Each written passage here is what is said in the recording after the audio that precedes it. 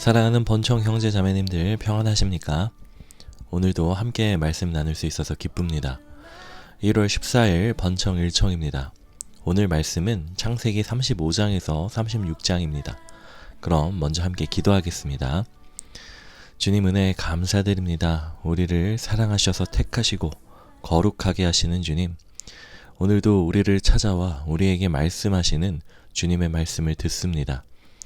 말씀하실 때 우리로 귀 기울이게 하시고 주님께서 내게 하고자 하시는 말씀이 무엇인지 깨닫게 하시고 순종케 하여 주시옵소서. 감사드리며 예수님 이름으로 기도드립니다. 아멘. 그럼 말씀 읽겠습니다. 하나님이 야곱에게 이르시되 일어나 베델로 올라가서 거기 거주하며 내가 내 형 에서의 낯을 피하여 도망하던 때에 네게 나타났던 하나님께 거기서 제단을 쌓으라 하신지라. 야곱이 이에 자기 집안 사람과 자기와 함께한 모든 자에게 이르되 너희 중에 있는 이방 신상들을 버리고 자신을 정결하게 하고 너희들의 의복을 바꾸어 입으라. 우리가 일어나 베델로 올라가자. 내 환난 날에 내게 응답하시며 내가 가는 길에서 나와 함께하신 하나님께 내가 거기서 제단을 쌓으라 하노라 하매, 그들이 자기 손에 있는 모든 이방 신상들과 자기 귀에 있는 귀고리들을 야곱에게 주는지라.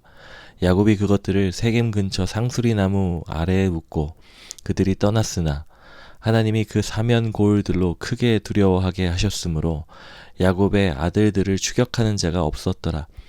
야곱과 그와 함께한 모든 사람이 가나안 땅 곧 베델에 이르고 그가 거기서 제단을 쌓고 그곳을 엘 베델이라 불렀으니 이는 그의 형의 낯을 피할 때에 하나님이 거기서 그에게 나타나셨음이더라. 리브가의 유모 드보라가 죽음에 그를 베델 알레에 있는 상수리 나무 밑에 장사하고 그 나무 이름을 알론 바굿이라 불렀더라. 야곱이 밧단 아람에서 돌아오매 하나님이 다시 야곱에게 나타나사 그에게 복을 주시고 하나님이 그에게 이르시되 내 이름이 야곱이지만은 내 이름을 다시는 야곱이라 부르지 않겠고 이스라엘이 내 이름이 되리라 하시고 그가 그의 이름을 이스라엘이라 부르시고 하나님이 그에게 이르시되 나는 전능한 하나님이라. 생육하며 번성하라. 한 백성과 백성들의 총회가 내게서 나오고 왕들이 네 허리에서 나오리라. 내가 아브라함과 이삭에게 준 땅을 네게 주고 내가 네 후손에게도 그 땅을 주리라 하시고 하나님이 그와 말씀하시던 곳에서 그를 떠나 올라가시는지라.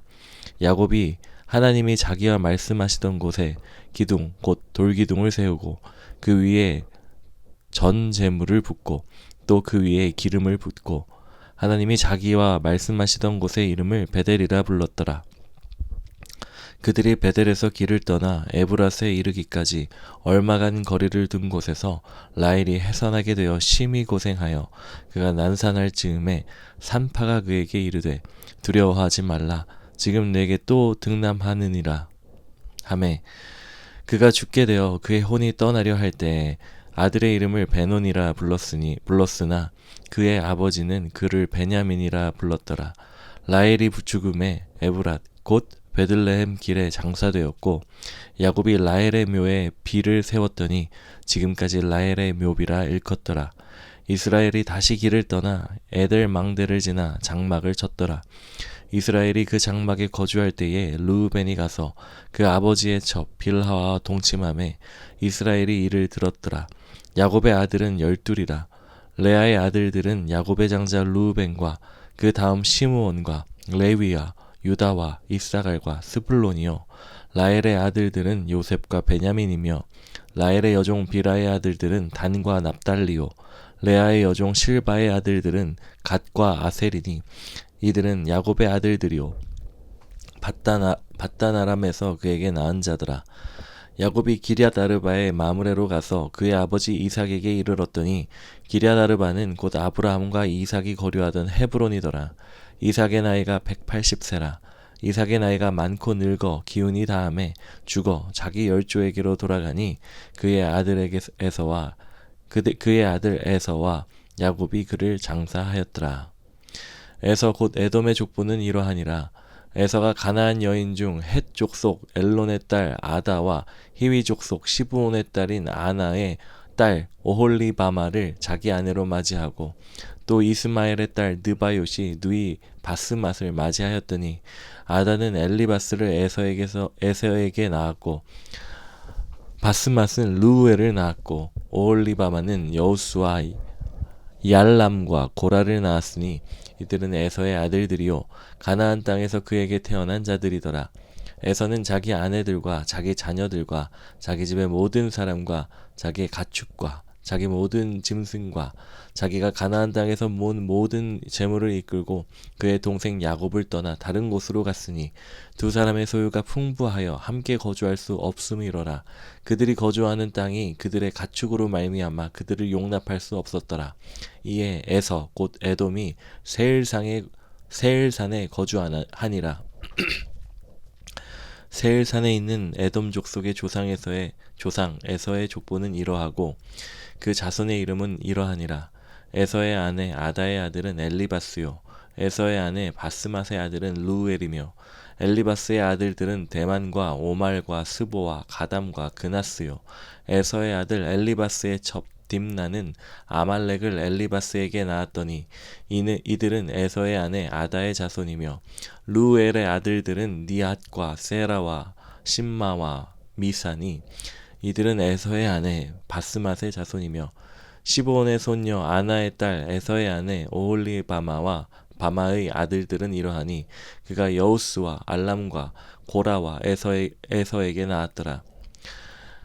에서 자손 중 족장은 이러하니라. 에서의 장자 엘리바스의 자손으로는 대만 족장, 오말 족장, 스보 족장, 그나스 족장과 고라 족장, 가담 족장, 아말렉 족장이니 이들은 에돔 땅에 있는 엘리바스의 족장들이요 이들은 아다의 자손이며 에서의 아들 루엘의 자손으로는 나핫 족장, 세라 족장, 삼마 족장, 미사 족장이니 이들은 에돔 땅에 있는 루엘의 족장들이요 이들은 에서의 아내 바스맛의 자손이며 에서의 아내인 오홀리바마의 아들들은 여우스 족장, 얄람 족장, 고라 족장이니 이들은 아나의 딸이요 에서의 아내인 오홀리바마로 말미암아 나온 족장들이라. 에서 곧 에돔의 자손으로서 족장된 자들이 이러하였더라. 그 땅의 주민 호리 족속 세일의 자손은 로단과 소발과 시브온과 아나와 디손과 에셀과 디산이니 이들은 에돔 땅에 있는 세일의 자손 중 호리 족속의 족장들이요 로단의 자녀는 호리와 헤맘과 로단의 누이 딥나요 소발의 자녀는 알완과 마나핫과 에발과 스보와 오남이요 시브온의 자녀는 아야와 아나며 이 아나는 그 아버지 시브온의 나귀를 칠 때에 광야에서 온천을 발견하였고 아나의 자녀는 디손과 오홀리바마니 오홀리바마는 아나의 딸이며 디손의 자녀는 햄단과 에스반과 이드란과 그란이요 에셀의 자녀는 빌한과 사아완과 아간이요 다산의 자녀는 우스와 아란이니 호리 족속의 족장들은 곧 로단 족장, 소발 족장, 시브온 족장, 아나 족장, 디손 족장, 에셀 족장, 디산 족장이라. 이들은 그들의 족속들에 따라 세일 땅에 있는 호리 족속의 족장들이었더라. 이스라엘 자손을 다스리는 왕이 있기 전에 에돔 땅을 다스리던 왕들은 이러하니라.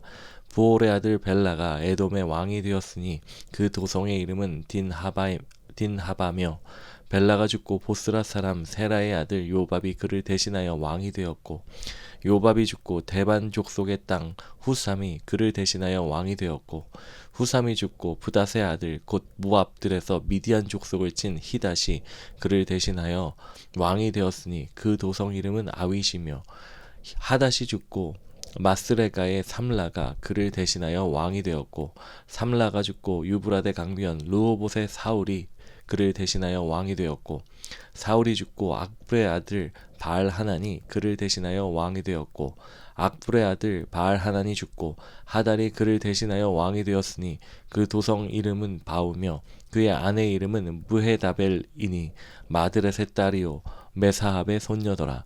에서에게서 나온 족장들의 이름은 그 종족과 거처와 이름을 따라 나누면 이러하니라.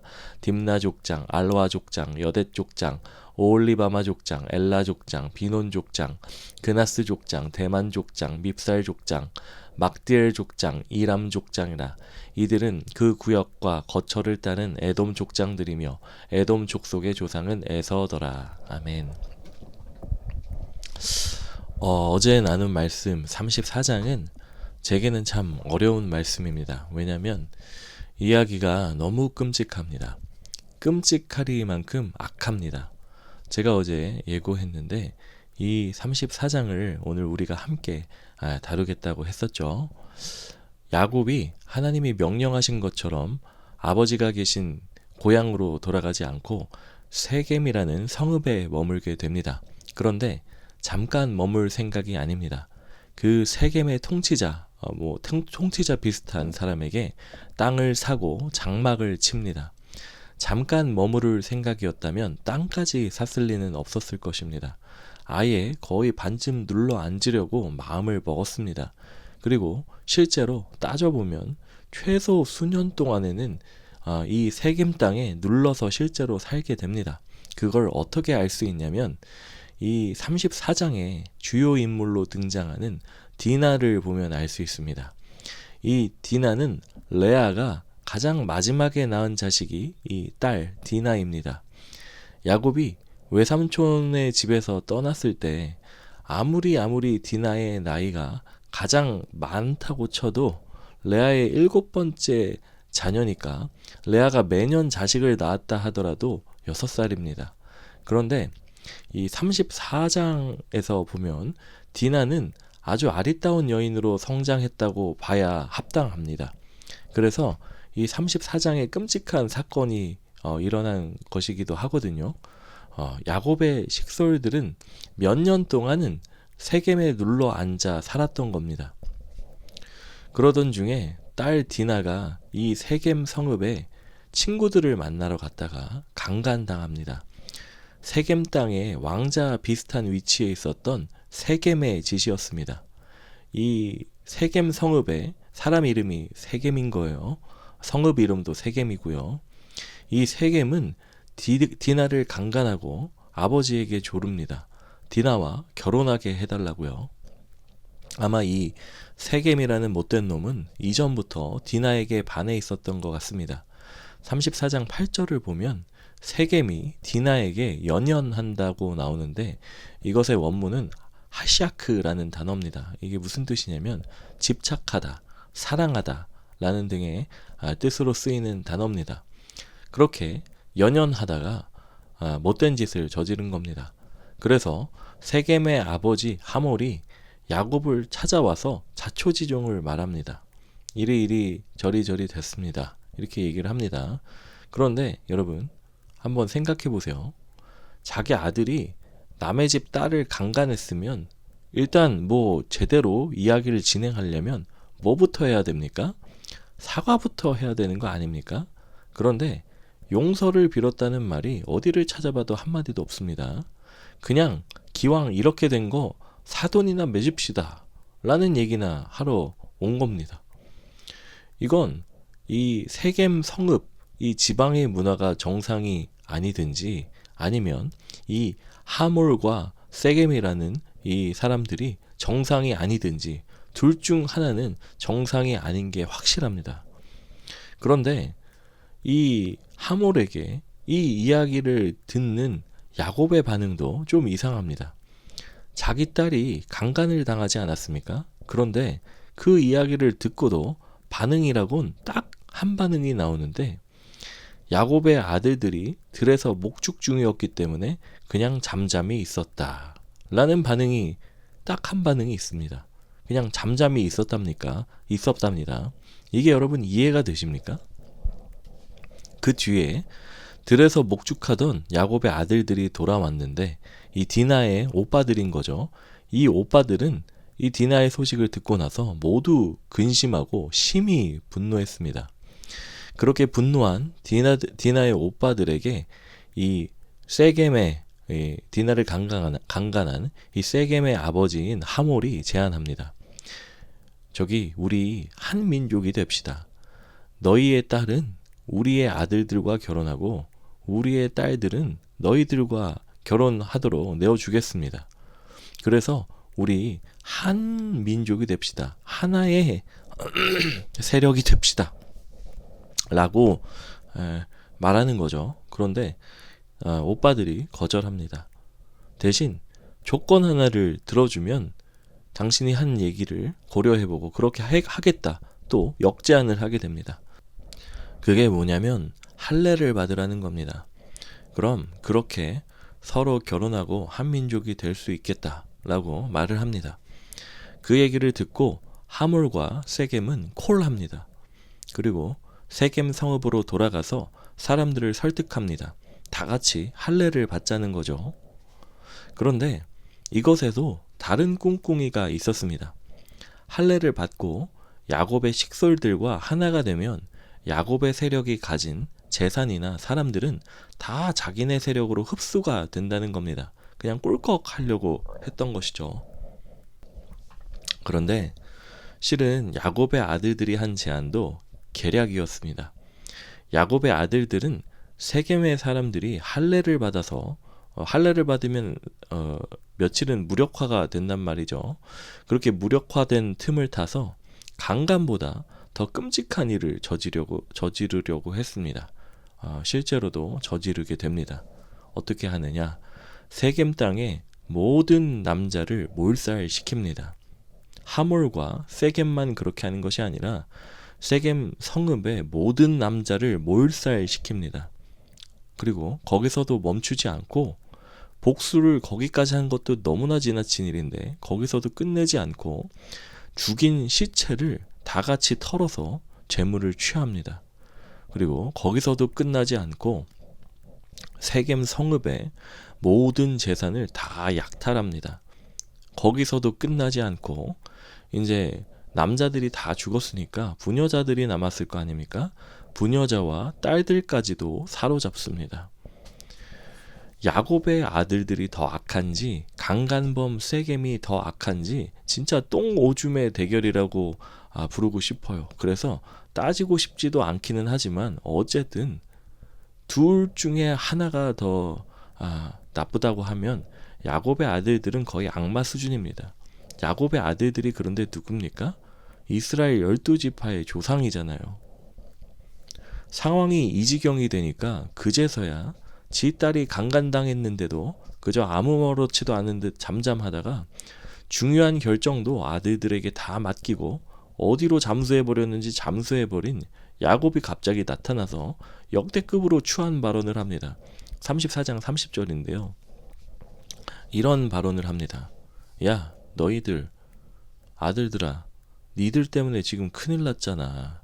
나의 세력은 숫자가 적은데 이거 어떻게 할 거야?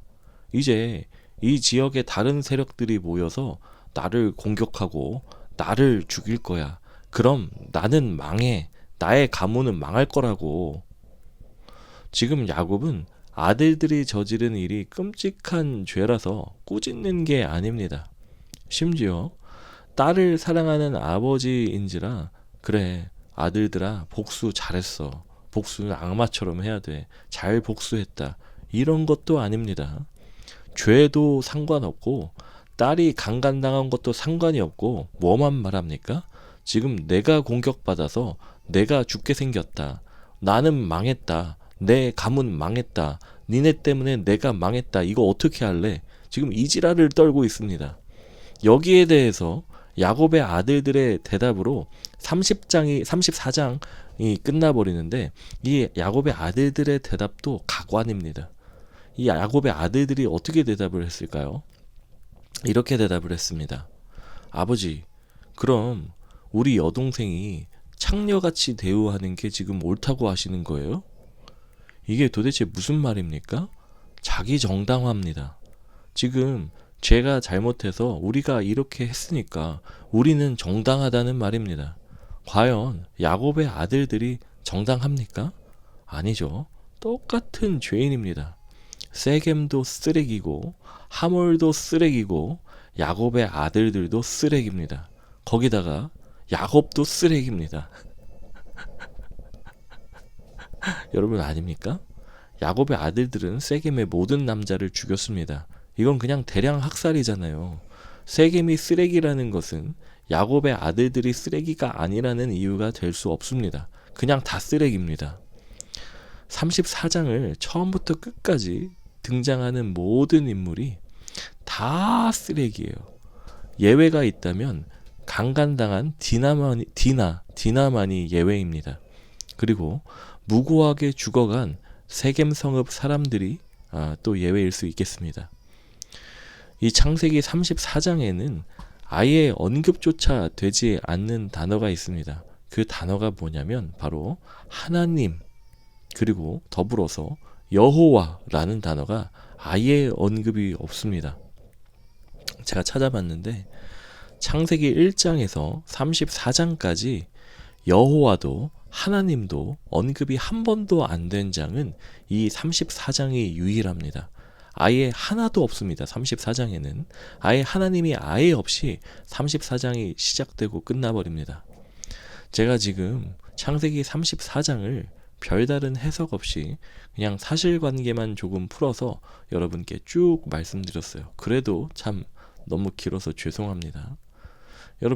여러분이 이 34장을 어떻게 해석하시겠습니까? 이 34장의 이야기 뒤에 35장이 시작되자마자 하나님은 야곱에게 명령하십니다. 너는 일어나 베들로 가서 거주하라. 거기 세겜에 그만 죽치고 앉아있고 네가 내게 서원했던 그 베델로 가서 거기 거주하고 거기 제단을 쌓아라. 그리고 그 명령을 들은 야곱은 하나님이 명령하신 것도 아닌데 추가로 뭘 하느냐, 집안 모든 사람들을 다 불러 모아서 이런 명령을 합니다. 너희에게 있는 모든 이방 신상들을 버리고 너희 스스로 정결하게 하고 너희가 입고 있는 그 옷 다 버리고 옷을 정결하게 갈아입어라. 그리고는 걷어들인 이방 신상과 귀고리들을 다 어디에 팔아버리는 것도 아니고 갈무리에서 챙겨가는 것도 아니고 자기들이 죽치고 있었던, 몇 년 동안 죽치고 있었던 그 하나님이 없는 세겜 땅에 고스란히 다 묻어버리고 길을 떠나서 베델로 갑니다. 야곱이 걱정했던 것처럼 그 지방의 다른 세력들이 야곱을 공격해서 야곱을 죽이고 야곱을 망하게 하는 일은 일어나지 않았습니다. 하나님이 그 모든 세력들을 덜덜 떨도록 두렵게 하셨기 때문입니다. 야곱은 베델에 도착해서 하나님의 명령대로 제단을 쌓습니다. 하나님께서는 야곱에게 나타나서 야곱에게 다시 복을 주십니다. 그리고 또다시 야곱에게 약속을 반복하십니다. 여러분, 오늘 말씀에 이 일련의 사건들을 듣고 여러분 어떤 생각이 드십니까? 우리가 창세기를 지금까지 읽어오면서 실상 우리가 나눴던 얘기는 딱 두 가지로 요약이 됩니다. 첫 번째는 하나님이 누구신가? 두 번째는 사람이 누구인가? 이게 끝이죠. 그리고 이건 성경 전체가 다 그렇습니다. 오늘 말씀을 들으면서 여러분은 어떤 생각이 드셨는지 제가 굉장히 궁금한데요. 혹시 괜찮으시다면 한번 나눠주시기 바랍니다. 제 개인톡으로도 괜찮고 댓글로도 괜찮고요. 뭐 귀찮으시면 안 쓰셔도 되고 바쁘셔도 안 쓰셔도 되고 부담스러우셔도 안 쓰셔도 되고요. 그럼 기도하겠습니다. 주님, 우리를 베델로 이끄시는 주님, 선한 것 하나 없는 우리를 주님께서 아십니다. 우리가 주님이 가라고 말씀하시는 곳이 아닌 그 어떤 곳에 주저앉아 있더라도 주님께서는 그것을 가만히 보고 계시진 않을 것입니다. 우리를 택하여 거룩하게 구별하셨사오니 주여 우리를 베델로 이끌어 주시옵소서. 감사드리며 예수님의 이름으로 기도드립니다. 아멘. 네, 오늘 말씀이 어렵죠. 저도 진짜 어렵고 진짜 힘들었습니다. 그런 의미에서 우리 잠깐 기도하겠습니다. 어렵고 힘든 형제 자매님들을 위해서 우리 함께 기도합시다. 네, 여러분 정말 기도하셔야 돼요. 제가 매주 기도하자고 하고 있는데 기도하십시오. 우리 사랑하는 청년부의 형제 자매님들을 위해서요. 우리 수련회 장소를 예약을 했습니다. 빠른 시일 안에 기한을 작성해서 올릴 것 같고요. 그렇게 이제 기한이 올라가면은 여러분에게도 수련회 장소를 공개를 하겠습니다. 굉장히 장소가 좋아요. 진짜 역대급입니다. 여러분 기대하셔도 좋습니다. 3월 2일부터 3일까지 약속을 비워 놓으십시오.